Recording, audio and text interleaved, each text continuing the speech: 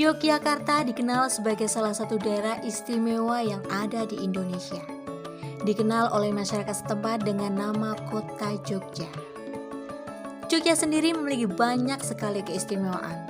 Salah satunya penduduk yang ramah tamah, banyak tempat bersejarah, berbagai universitas, tata cara kepemimpinan dan kelembagaan, pariwisatanya, keseniannya, dan kebudayaannya.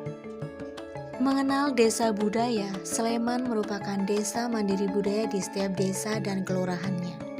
Sebagai wujud melestarikan potensi desa budaya, Dusun Sawahan Kelurahan Pandowoharjo Sleman Yogyakarta menyelenggarakan Merti Dusun yang dilaksanakan tanggal 24 Juli 2022. Seperti apa keseruannya? Langsung kita simak podcast Narasi Rakyat berikut ini. Halo Jogja, Assalamualaikum. Waalaikumsalam. Pripun kabare?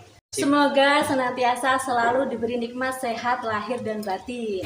Kali ini saya bersama Narasi Rakyat sudah hadir di Yogyakarta, tepatnya di Dusun Sawahan Kelurahan Pandowoharjo, Sleman, Yogyakarta. Dan saya sudah berada di rumah Bapak Kepala Dusun Sawahan Kelurahan Pandowoharjo, Sleman, Yogyakarta, yang akan diselenggarakan satu hajatan yang cukup besar, yaitu Merti Dusun.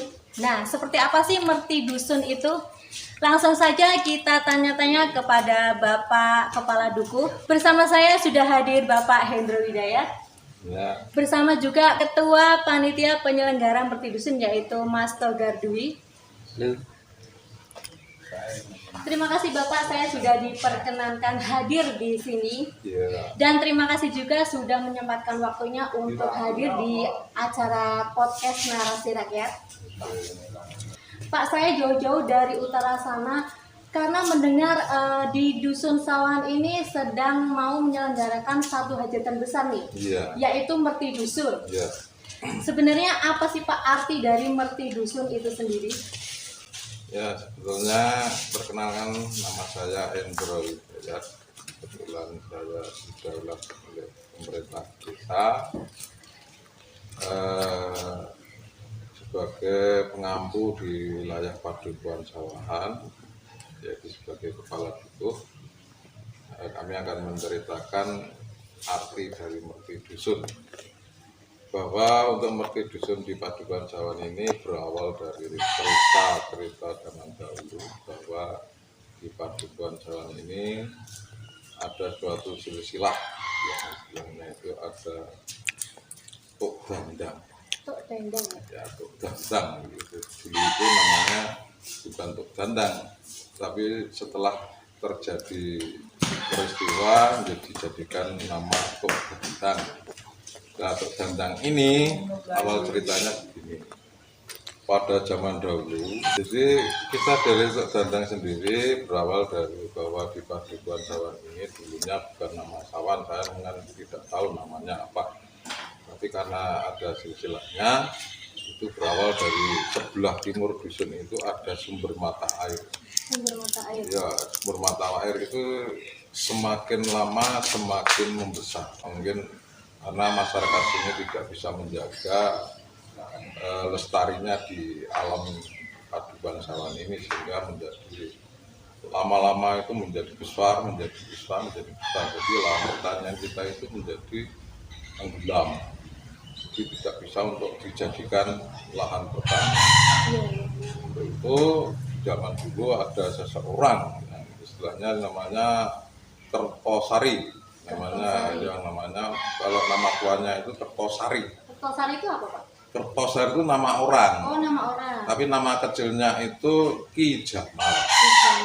Nah, itu dia laku tirakat di sebelah sekitaran sawah itu. Kemudian karena tirakatnya itu gentur ya, istilahnya orang yang punya diambil yang cukup, maka dia ditemui oleh suatu sosok yang menunggu di wilayah itu, yang berupa ular yang cukup besar. Seperti ular naga ya Pak? Ular naga, kalau kita namakan itu Ki Malangyuda. Ya. Tapi Ki Malangyuda ini juga punya istri, namanya Ki Malang Perwito. Wah. di Malang Purwito. Jadi awalnya itu karena di situ itu Ki Malangyuda marah dengan masyarakat di sini karena tidak bisa menjaga kelestarian.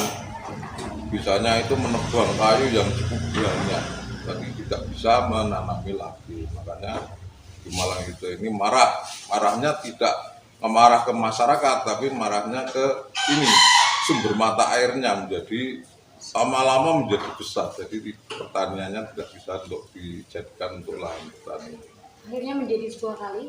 Akhirnya menjadi sebuah danau. Oh, danau. Danau ya istilahnya danau, kalau kita ini ya rawa-rawa itu. Rawa-rawa seperti rawa danau ya. Karena kepinteran atau kesaktian dari Ki Kertosari itu, karena Ki Malangyuda juga istilahnya berpendirian marah, kemudian Ki Kertosari harapannya juga di sini itu akan istilahnya timbul istilahnya biar masyarakat itu tentram, bisa bertani. Itu terjadi pertengkarannya menjadi pertarungan yang sangat dibuat.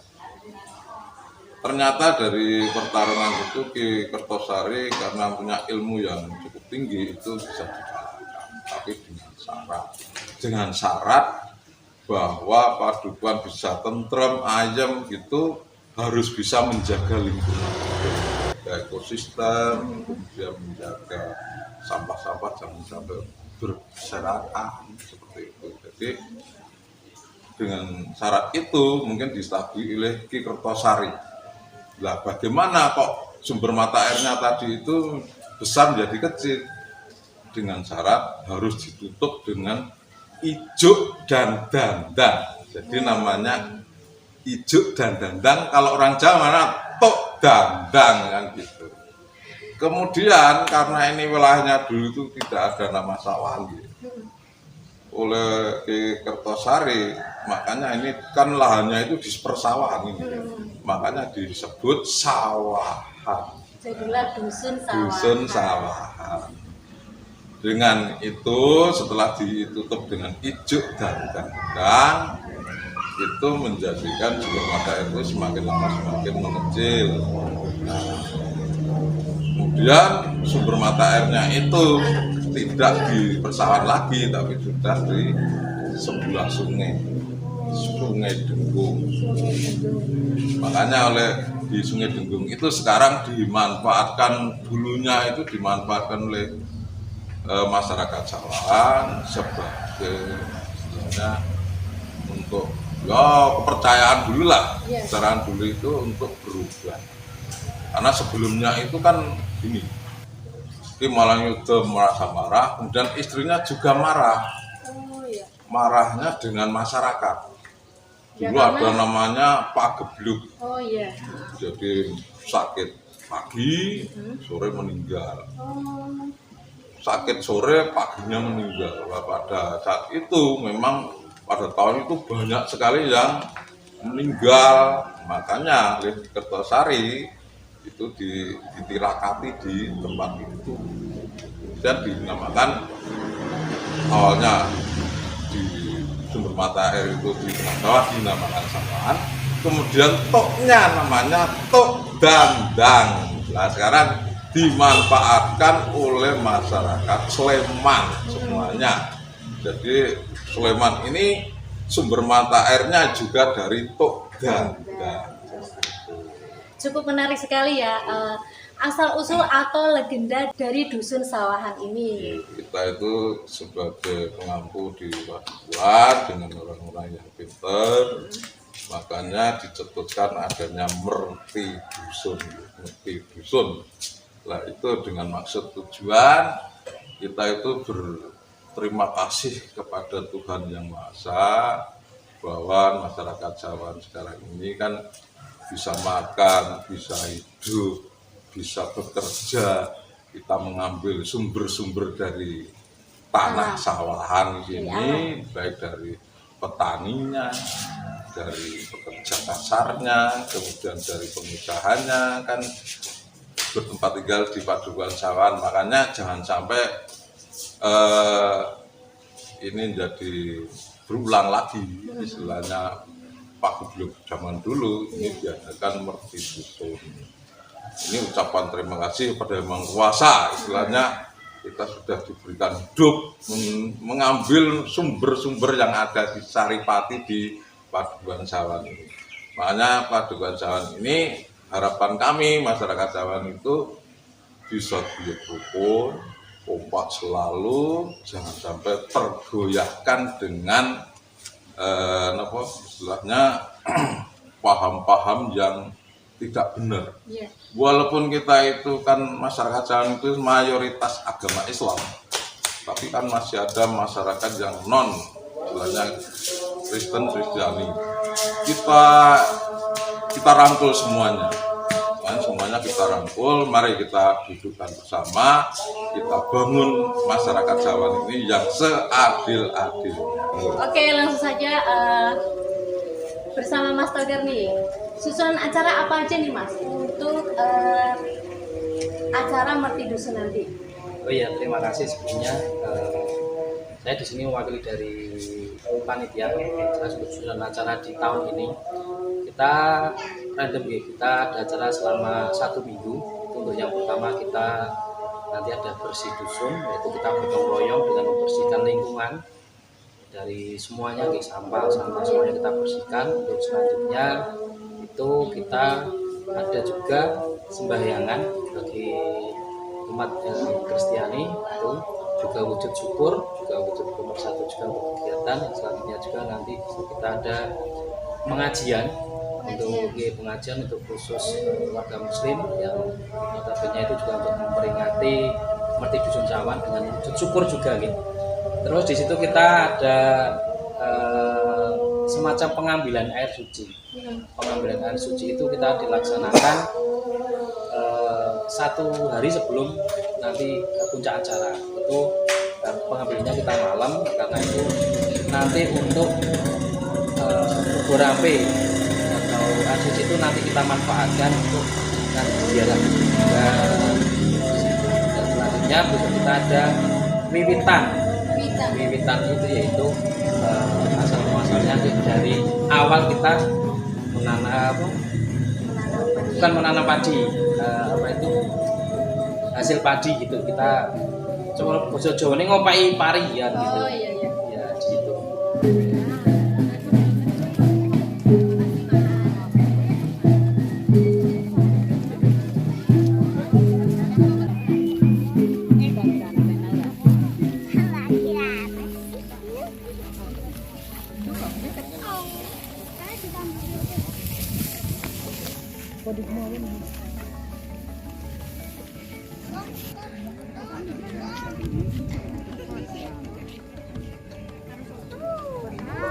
Terus untuk yang terakhir kita di situ di hari terakhir itu puncaknya besok di tanggal 24 Juli itu kita sebelum sholat zuhur kita di situ ada genduri bersama masyarakat. Itu juga mewujudkan rasa syukur, rasa pemersatu masyarakat Sawan, bahwasanya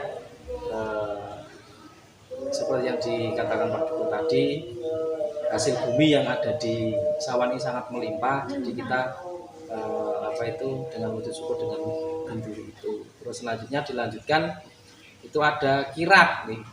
Kirap itu ara-araan. Ya, yang menarik kirap bisa dibilang kayak karnaval, tapi ini dengan adat yang ada di Yogyakarta. Contohnya besok kita kirap, besok kita ada bergodo, ada bergada prajurit. Nah itu terus nanti kita ada gunungan, dan itu juga akan diikuti dengan semua masyarakat warga dusun Sawan Bandung. Kalau untuk masyarakat luar bisa untuk hadir di sini? Untuk masyarakat luar itu dipersilahkan. Ya. Untuk kemarin juga banyak teman-teman yang yang mau ikut kan gitu. Saya dari panitia intinya monggo untuk nyengkuyung kegiatan ini, dan terima kasih juga ini saya ucapkan kepada Dinas Pondok Kebudayaan Kabupaten Sleman yang sudah memberikan fasilitasi pendanaan untuk kelancaran acara Merti Dusun pada tahun ini. Alhamdulillah. Terus saya mau bertanya nih Mas, untuk bergodo. Bergodo itu sebetulnya apa sih Mas? Oh ya, sebelumnya kalau Bergodo itu ceritanya juga panjang karena Singkat saja. iya, Bergodo itu awalnya itu kan Bergodo yang ada itu hanya di Keraton Ngayogyakarta. Iya, iya. Itu dulu juga lalu perang, tapi semakin kesini Bergodo itu menjadi benteng budaya. Benteng budaya yang ada di Jakarta, yang ada di Yogyakarta ini. Tetapi yang kita usung, yang kita undang di sini adalah Bergodo Rakyat. Itu adalah Bergodo yang muncul dari padukuan-padukuan yang ada di Yogyakarta, khususnya di Kabupaten Sleman. Dan alhamdulillah di Kabupaten Sleman itu juga sudah ada paguyuban Bergodo Rakyat Sembada namanya. Itu yang ngampung semua bergodo yang ada di Kabupaten Sleman. Jadi bergodo itu ya biasanya digunakan untuk acara kirap seperti ini. Terus bisa digunakan juga untuk acara manten, buat untuk acara yang lain-lainnya pun bisa Berarti untuk persewaan juga menerima ya Mas untuk bergodo ini ya? Wah, ini kalau untuk persewaan ini juga sangat menerima juga karena yaitu kalau kita dengan bergodo kan kita dengan kostum yang berbeda-beda. Jadi banyak sekali ada juga tempat penyewaan yang ada di Sleman ini khususnya. Walaupun banyak juga dari paguyuban yang juga mempunyai pakaian dan mempunyai ciri khas masing-masing. Jadi tidak sama bergodo 1, 2, 3, 4 ini tidak sama, beda-beda. Coba kami tambahkan ya. Iya, monggo Pak. Bergodo Bandang Solo ini juga ada istilahnya asal Solo. Karena kita itu dulunya itu diamanai oleh Ki Kertosari untuk bisa menjaga ruang lingkup di wilayah Tok Bandung. Jadi Bergodo Sawan itu sebagai bentaranya rakyat untuk menjaga lingkungan di situ. Siapapun yang akan merusak lingkungan di wilayah Tok Dandang, musuhnya Bergodo Dandang. Jadi kita punya istilahnya apa ya, ikon ya, untuk Dandang yang sudah di Dandang besar ya? dandang besar. Kemudian apa ini, ikatnya itu juga sendiri. Kita tidak bisa istilahnya pakai ikat yang sembarangan. Ikatnya harus yang ikat ungu, warna ungu, karena yang ciri khas Bergodo Dandang itu ikatnya ikat ungu gitu. Karena ini yang Ki Malang Yudha sendiri dulunya itu pakai ikat yang ungu seperti itu. Jadi dan saya Bergodo ini mungkin terbentuknya sudah lama, Pak. Sudah lama dari zaman saya belum lahir itu. Istilahnya wong itu tahun berapa ya, kalau cerita-cerita dari lama itu sebelum tahun 53 sudah ada. Jadi karena kita dinobatkan sebagai desa mandiri budaya, makanya Padukuan Sawan ini setiap 2 tahun sekali mengadakan mertidusun. Nah, ini harapannya selain kita itu nguri-uri kebudayaan, juga kan istilahnya itu nguri-uri Tok Dandang. Jangan sampai Tok Dandang ini airnya habis. Makanya masyarakat disuruh untuk menjaga lingkungan di wilayah situ. Kemudian ini ada juga filosofinya, Mbak. Filosofinya orang mertidusun itu kita harus bersyukur pada Tuhan Yang Maha Esa. Wujud syukurnya itu kita harus banyak bersedekah. Bersedekah pada yang miskin, kepada yang kesusahan, ada yang orang sakit dan sebagainya itu. Masyarakat disatukan, satu visi, monggo saling bantu binantu, baik dari segi keuangan atau pemikiran atau tenaga, itu harus disatukan. Siapa-siapa yang kita membutuhkan harus kita bantu. Apalagi pasukan Bergodo Dandang Rasa, misalnya ada salah satu warga yang istilahnya kesusahan, mari Bergodo Dandang Rasa sebagai benteng terakhirnya untuk istilahnya membantu masyarakat yang kesusahan tadi. Karena ini dulunya itu Tok Dandang itu menjadi suatu tempat yang keramat. Dalam arti keramat itu masyarakat yang dulunya sakit sini pada musim pagebluk tadi itu pada sembuh, pada mandi di sana. bikin merinding nih Ya, untuk mandi di sana. ceritanya. Dulunya itu kan sumber mata airnya itu masih grojok, jadi siapa yang sakit, kalau sakit ringan-ringan lah istilahnya, bukan sekarang penyakit sekarang loh, Iya. istilahnya penyakit ya pegel-pegel, rada bengek, yang sifatnya itu kurang enak badan, bisa mandi ke sana Sembuh. sembuh. Ah, Ada yang lumpuh juga ada. Iya. Nah ini tahun 53 ini Tok Dandang itu menjadi pasar loh Pak. Di pinggir-pinggir kali itu jadi pasar, jadi objek untuk orang berubah di situ. Tapi ya, Pak? dulu, tapi sekarang ya sudah tidak ada, bisa dimanfaatkan lagi karena sudah digunakan untuk PDAM, jadi tidak grojok lagi sekarang. Sudah diminum banyak orang. Sekarang diminum begitu gitu. Cukup menarik sekali ya untuk filosofi dan asal-usul dari dusun sawahan ini sendiri. Ya, Merti Dusun hakikatnya yaitu untuk simbol rasa syukur kita kepada Allah Subhanahu wa Ta'ala yang telah memberikan nikmat dari segala anugerah yang diberikan. Saya Dewi Nirmala atas nama Narasi Rakyat. Terima kasih sudah menyaksikan podcast kali ini. Terima kasih untuk Bapak dan untuk Mas Dwi. Salam sehat, salam waras. Salam budaya. Lestari budaya.